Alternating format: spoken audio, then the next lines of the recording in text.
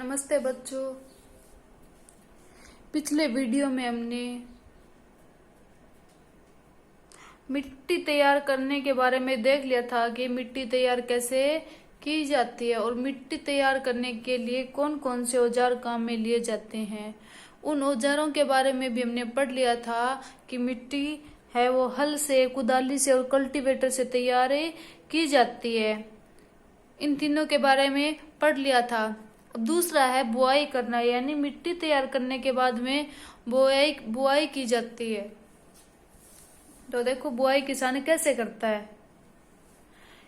किसान खेत की जुताई करने के बाद खेत में बोई जाने वाली फसलों के बीजों की बुआई का कार्य करता है। यानी किसान है वो खेत की जुताई करने के बाद खेत में बोई जाने वाली फसलों की बुआई करता है।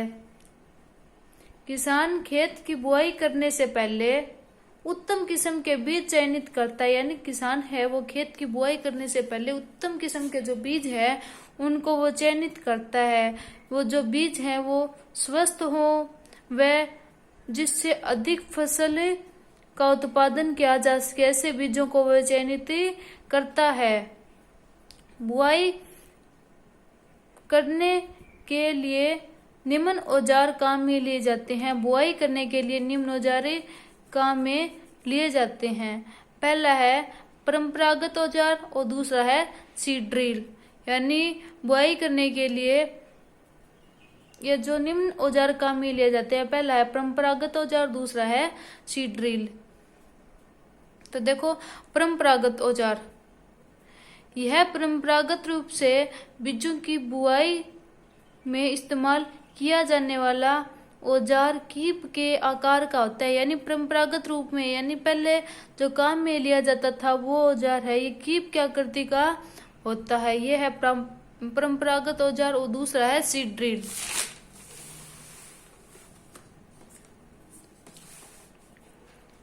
तो देखो सीड ड्रिल, यह बीज बोने का आधुनिक औजार है। यह बीज बोने का आधुनिक औजार है सीड ड्रिल।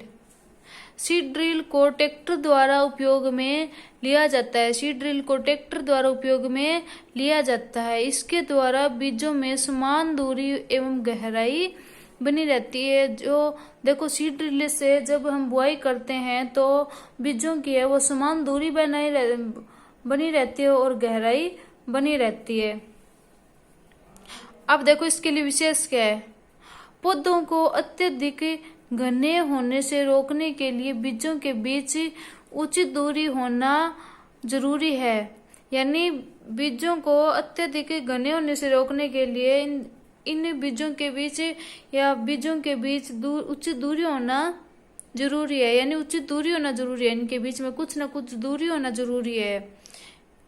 इससे पौधे को सूर्य का प्रकाश, पोषक एवं जल पर्याप्त मात्रा में प्राप्त होता है। यानी जब बीज है वो थोड़ी थोड़ी दूरी में होंगे या फिर उचित दूरी में होंगे तो उनको प्रकाश भी, सूर्य का प्रकाश भी ढंग से मिलेगा, पोषक तत्व है और जल है वो भी पर्याप्त मात्रा में उनको मिलेंगे। अतः बीजों के बीच में कुछ न कुछ दूरी होना जरूरी है। यानी उचित दूरी होना जरूरी है। उनके बीच में घने बीज नहीं होने चाहिए, यानी उनके जब बिल्कुल पास नहीं होने चाहिए बीज। अब देखो बुआई करने के बाद उनमें खाद एवं उर्वरक देना। बुआई करने के बाद उन बीजों में या फिर उस फसल में खाद एवं उर्वरक दिया जाता है। देखो खाद एवं उर्वरक देना, वे पदार्थ जो मिट्टी की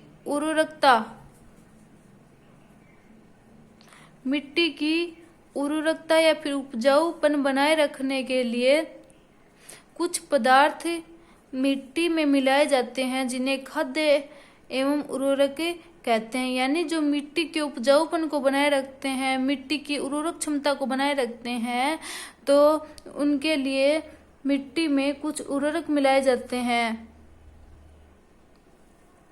जिन्हें खाद एवं कुछ पदार्थ मिलाए जाते हैं जिन्हें खाद एवं उर्वरक कहते हैं।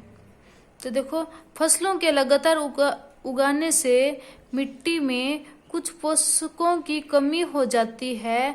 इसी क्षति को पूरा करने हेतु किसान खेतों में खाद डाल देते हैं।